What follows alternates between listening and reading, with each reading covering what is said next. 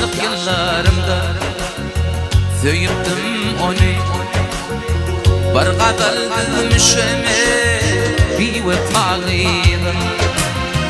Menin söyüşümde söyüp düymeli, bir kadar gülmüşeme bir vefalıydım.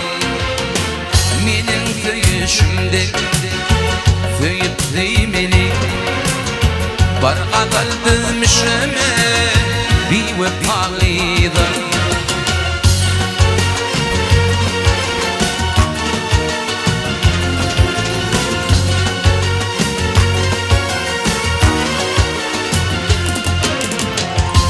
Mayil ettiler kara gözleri, alma yanaklara ley şirin sözleri.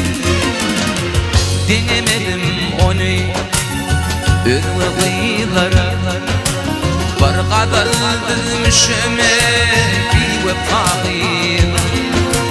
Dinlemedim onu ürve kıyılara, bir kadar bilmişime bir vefalıydım.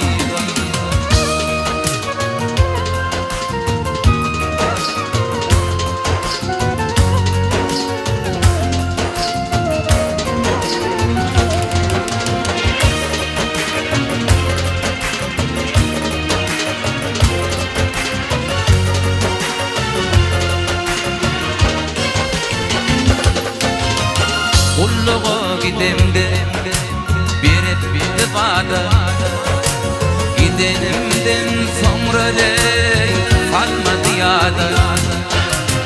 Söyvesini çalıştı kalın adada, bir kadar bilmişime bir vefalıydım.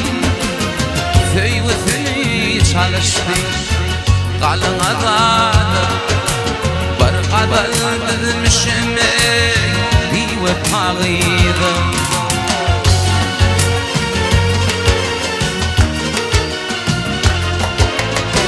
Menin kıymetinin baktığını bağla, eşitlemedi kemik oturmuş ağla.